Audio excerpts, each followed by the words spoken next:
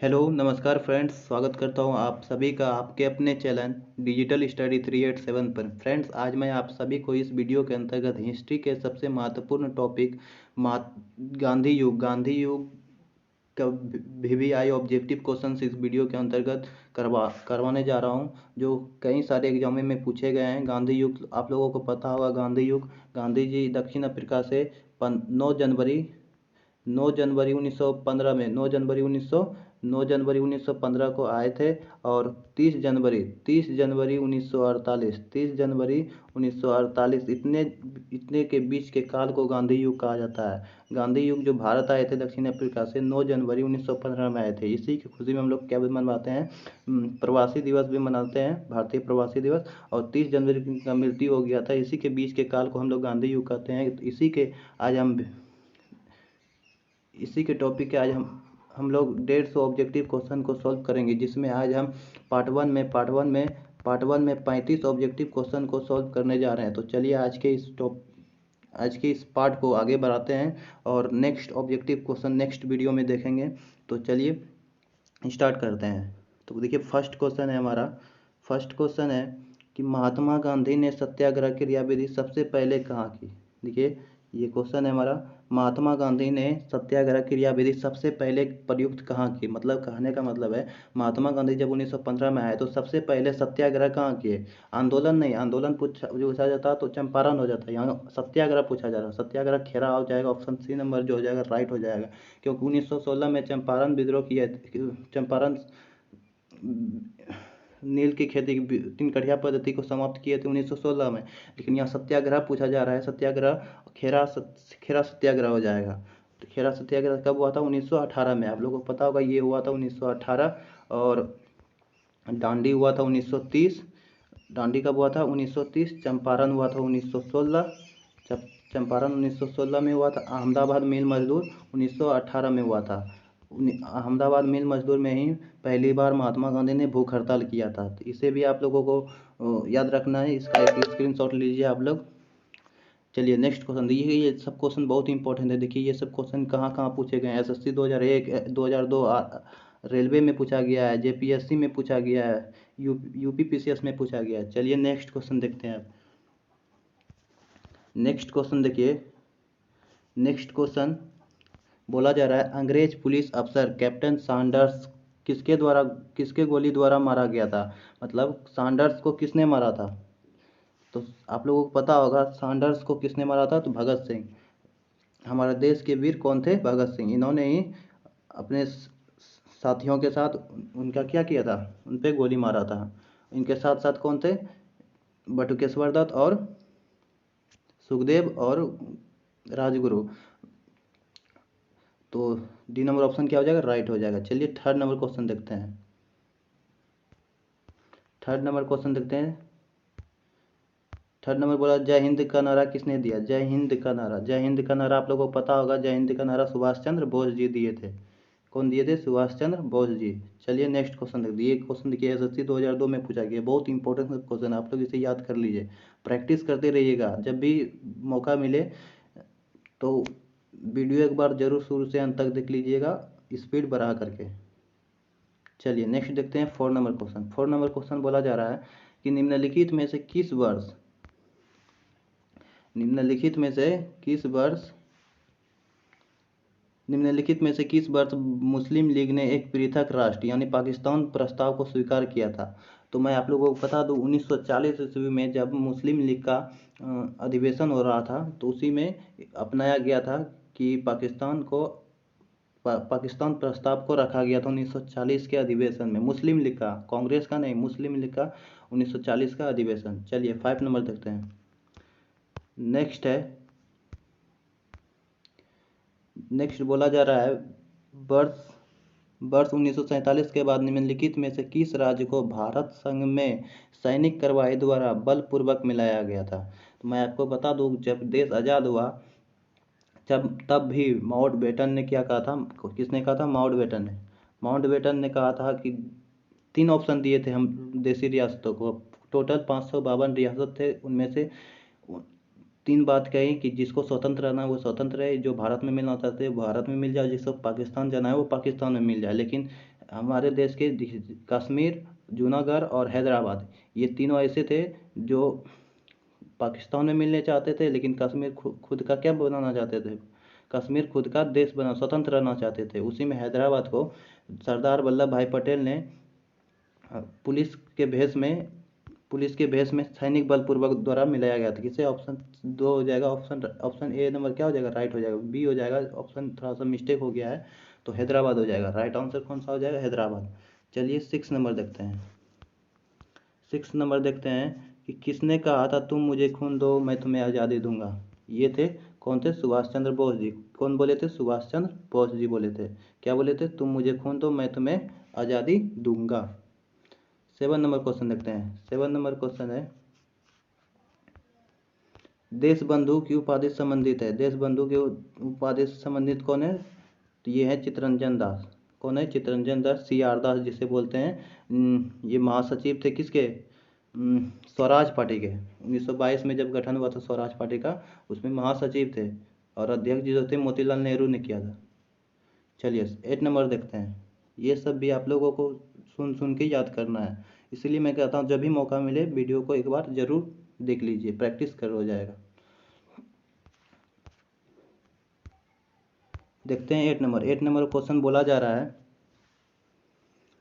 रहा है कि कांग्रेस का 1929 का अधिवेशन जिसमें पूर्ण स्वराज का लक्ष्य घोषित किया गया था, वो कहाँ पर हुआ था। तो आप लोगों को बता दूं, जवाहरलाल नेहरू ने पूर्ण स्वराज की जो घोषणा की थी वो लाहौर अधिवेशन में 1919 में किए थे। लाहौर अधिवेशन, आप लोगों को कांग्रेस अधिवेशन भी पढ़ाएंगे जरूर बहुत जल्द ही, तो ये सब भी आप लोगों को याद रहना चाहिए। चलिए 9 नंबर क्वेश्चन देखते हैं। 9 नंबर क्वेश्चन बोला जा रहा है,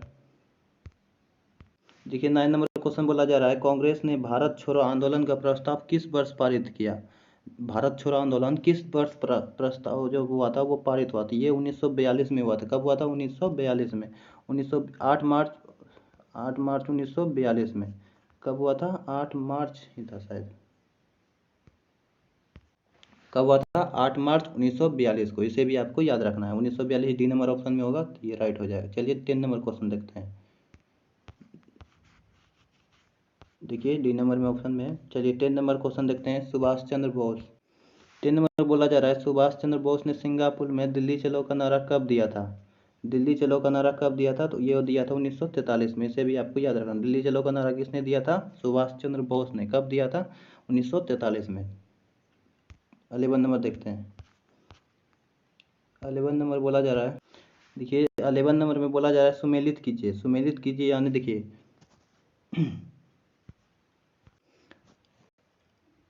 11 नंबर बोला जा रहा है, सुमेलित कीजिए। सुमेलित कीजिए कहने का मतलब है, देखिए बोला जा रहा है अब्दुल गफ्फार खां को किस नाम से जाना जाता था। ये जो अब्दुल गफ्फार खां है, इसको किस नाम से जाना जाता था, इसे सीमांत गांधी के नाम से जाना जाता था। और सुभाष चंद्र बोस जी को नेताजी के नाम से जाना जाता था। मोहनदास करमचंद किसका फुल नाम था, महात्मा गांधी का।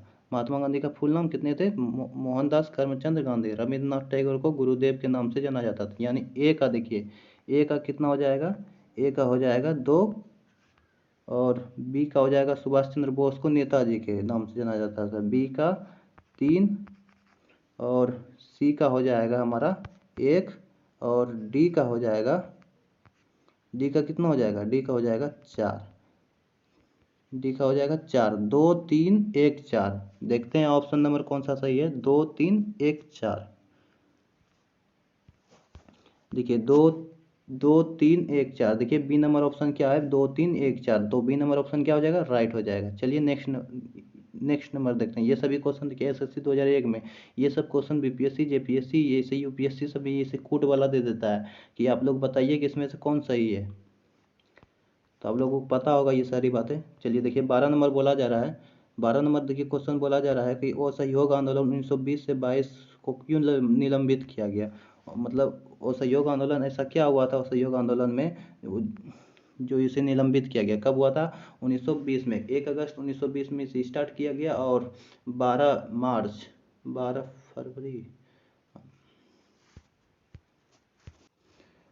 1922 को इसे समाप्त कर दिया गया कि क्या कारण हुआ था जो इसे समाप्त करना पड़ा था। देखिए इसका कारण जो था वो चौरी चौरा में 22 पुलिस कर्मचारियों को जिंदा जलाने का जो हुआ था वही था। उत्तर प्रदेश में है चौरा चौरी, वहीं पर ऐसा वो हिंसक घटना घट गया था जिसमें 22 पुलिस कर्मचारियों को जिंदा जला दिया गया था।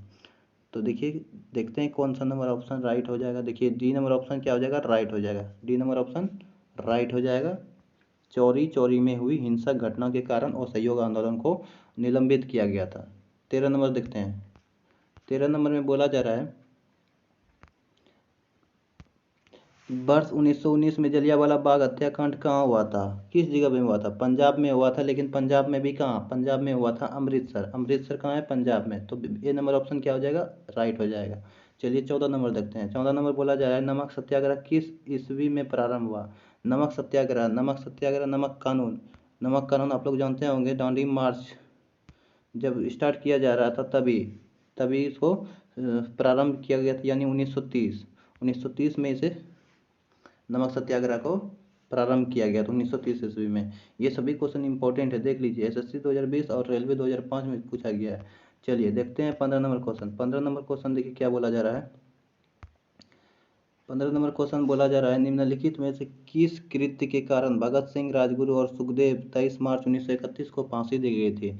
तो मैं आपको बता दूं कि इन्होंने ही सैंडर्स की हत्या किए थे और विधानसभा असेंबली में बम भी फेंके थे 1929 में। तो इसे इस कारण बम फेंकने के कारण इसे गिरफ्तार किया गया था, लेकिन फांसी जो दे दिया गया था तो इसे दे दिया गया था 1928 में लाहौर की सैंडर्स की हत्या के कारण। तो ए नंबर इसका आंसर क्या हो जाएगा, राइट हो जाएगा। आप लोग सोचते होंगे कि सी नंबर भी ऑप्शन राइट ही होना चाहिए, लेकिन नहीं, उसे गिरफ्तार किया गया था बम फेंकने के कारण, लेकिन उसे फांसी जो दिया गया था इसके कारण, सैंडर्स की हत्या के कारण। तो ए नंबर ऑप्शन राइट हो जाएगा। चलिए देखते हैं 16 नंबर। 16 नंबर देखते हैं। 16 नंबर बोला जा रहा है निम्नलिखित में से किस अधिनियम के तहत बिना मुकदमा और दोषी सिद्धि के विधि न्यायालय ने किसी भी व्यक्ति को कैद करने का अधिकार सरकार दिए थे। तो मैं आपको बता दूं कि ये जो थे 1919 में जो रॉलेट एक्ट आया था उसी में कहा गया था बिना अपील, बिना दलील और बिना वकील का कानून जैसे कहा था, ये कहा था महात्मा गांधी ने। लेकिन ये 1919 में रॉलेट एक्ट के अधिनियम के तहत कि शक के आधार पर किसी भी व्यक्ति को क्या किया दिया गया, क्या क्या दिया जाना, मतलब क्या किया जा सकता था, गिरफ्तार किया जा सकता है शक के आधार पर। तो 1919 के रॉलेट एक्ट अधिनियम के तहत। तो ये नंबर ऑप्शन राइट हो जाएगा। चलिए 17 नंबर देखते हैं। इसमें गांधी इरविन समझौता 5 मार्च 1931 किसके संबंधित है, किससे संबंधित है, किसके किसके बीच हुआ, किसके लिए हुआ था। 1900 गांधी इरविन समझौता जो हुआ था 5 मार्च 1931 को किससे संबंधित है। तो ये है सविनय अवज्ञा आंदोलन, किसके, सविनय अवज्ञा आंदोलन के तहत। बी नंबर ऑप्शन क्या हो जाएगा, राइट हो जाएगा। चलिए 18 नंबर देखते हैं। 18 नंबर में स्वतंत्र भारत के प्रथम महाराज्यपाल गवर्नर जनरल, यानी महाराज्यपाल को ही गवर्नर जनरल बोलते हैं हम लोग, क्या बोलते हैं, गवर्नर जनरल। तो स्वतंत्र भारत का कौन थे, स्वतंत्र भारत के पूछा जा रहा है। स्वतंत्र जब भारत स्वतंत्र हुआ था उस समय का गवर्नर जनरल कौन था, तो वो थे सिराज गोपालाचारी। सी नंबर ऑप्शन क्या हो जाएगा, राइट हो जाएगा। आप लोग देख रहे होंगे कि कहीं कहीं ऑप्शन में मिस्टेक हो गया है, तो उस पर आपको ध्यान नहीं देना है, आपको आंसर पे फोकस करना है, ठीक है। तो चलिए अब 18 हो गया, 19 देखते हैं। 19 किस अधिनियम में पहली बार भारत के लिए संघीय संरचना प्रस्तुत की गई। तो मैं आपको बता दूं जब 1919 में 13 अप्रैल 1919 को जब जलियांवाला बाग हत्याकांड, पंजाब के अमृतसर में जलियांवाला बाग हत्याकांड की घटना घटी, तभी अंग्रेज डर गए थे। तो उसी के तहत 1919 का अधिनियम लाया गया कि 10 साल के बाद यानी 1929 में एक समूह का गठन आना चाहिए।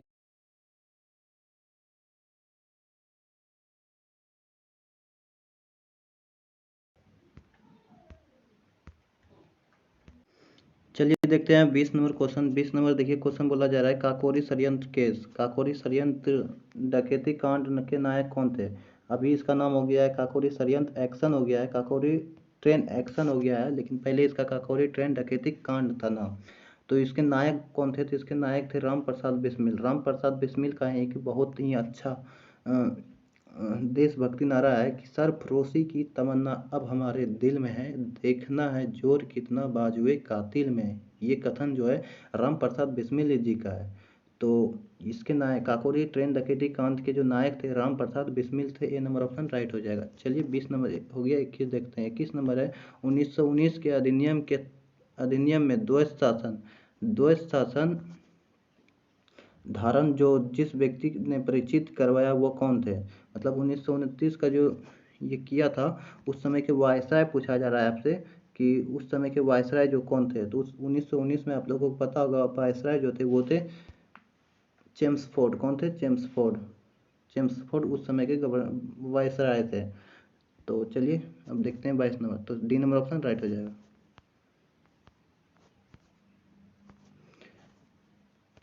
22 नंबर बोला जा रहा है निम्नलिखित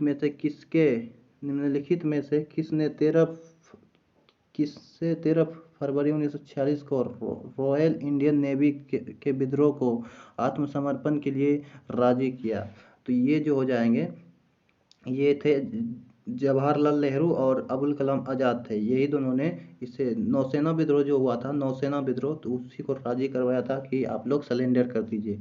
कौन थे? जवाहरलाल नेहरू और अबुल कलाम आज़ाद। ये दोनों बहुत ही महत्वपूर्ण बड़े ही उच्च लेवल के क्या थे? वकील थे। तो यही दोनों ने मतलब राजी किया था आत्मसमर्पण के लिए कि आप लोग आत्मसमर्पण कर दीजिए। चलिए 13 नंबर देखते हैं, मतलब 23 नंबर देखते हैं।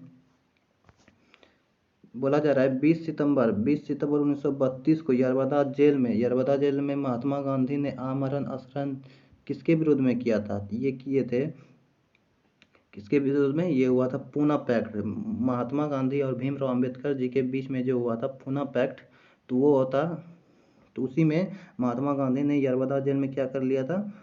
भूख मतलब आमरण अनशन के विद्रोह में, मतलब भूख हड़ताल कर दिया था। किसके विद्रोह में? ये हुआ था सांप्रदायिक पंचांड। देखिए यहाँ है ना, कम्युनल अवार्ड के विरोध में रेजमे मैकडोनाल्ड उस समय के कौन थे? प्रधानमंत्री थे। इन्होंने SC ST के पक्ष में कहा था कि आपकी सीटों को 71 से बढ़ा के 148 तक, महात्मा गांधी ने 71 से बढ़ा करके 148 किया था पूना पैक्ट के समझौते में। तो इसी के विरोध में, किसके विरोध में? सांप्रदायिक पंचांड। तो सी नंबर ऑप्शन क्या हो जाएगा? राइट हो जाएगा। चलिए देखते हैं 25 नंबर। बोला जाए निम्नलिखित आंदोलनों में से महात्मा गांधी ने भूख हड़ताल को एक हथियार के रूप में पहली बार कब प्रयोग किया था? तो मैं आप लोगों को बताया पहली बार जो महात्मा गांधी ने भूख हड़ताल किया था वो किया था 1918 के अहमदाबाद मिल मजदूर। तो सी नंबर ऑप्शन क्या हो जाएगा? राइट हो जाएगा। चलिए 26 नंबर देखते हैं। बोला जा रहा है जलियांवाला बाग में गोली चलाने का आदेश किसने दिया था? तो गोली चलाने का आदेश जो दिया था ओडायर ने दिया था। कौन दिया था? ओडायर। देखिए H डायर हो गया है, RH डायर, ओडायर थे। कौन थे? ओडायर। आदेश दिया था ओडायर। कौन दिया था? आदेश दिया था ओडायर और गोली चलाया था R डायर। गोली चलाया कौन था? R Dyer. आदेश दिया था ओडायर। तो इसे भी आपको याद रखना है। यहाँ मिस्टेक हो गया है ऑप्शन में मुझे लगता है, यहाँ H डायर नहीं, यहाँ O डायर होना चाहिए, REH डायर नहीं, O डायर। तो ये नंबर ऑप्शन ये क्या हो जाएगा? O डायर राइट हो जाएगा। चलिए 27 नंबर देखते हैं। महात्मा गांधी को सर्वप्रथम राष्ट्रपिता किसने कहा? ये पूछा जा रहा है। तो महात्मा गांधी को सर्वप्रथम राष्ट्रपिता सुभाष चंद्र बोस जी ने कहा था। तो सी नंबर ऑप्शन क्या हो जाएगा? राइट हो जाएगा। 28 नंबर है क्रिप्स मिशन 1942 को सफल होने का सबसे महत्वपूर्ण कारण क्या था? इसका डी नंबर ऑप्शन हो जाएगा क्रिप्स का ग्रहण करने या छोड़ देने वाला दृष्टिकोण। चलिए 29 देखते हैं। बोला जा रहा है भारतीय राष्ट्रीय कांग्रेस के सबसे अधिक समय तक अध्यक्ष कौन रहे थे? कांग्रेस के सबसे अधिक समय तक अध्यक्ष जो रहे थे वो रहे थे अबुल कलाम आज़ाद 1940 से 46 तक। कब से? 1940 से 46 तक ये अध्यक्ष रहे थे कांग्रेस के। ये सबसे लंबे समय तक रहे थे। और जब देश आज़ाद हुआ उस समय जो अध्यक्ष थे वो थे जेपी कृपलानी। तो इसे आपको याद रखना है, कौन थे? अबुल कलाम आज़ाद। ये नंबर ऑप्शन राइट हो जाएगा। 30 नंबर देखते हैं।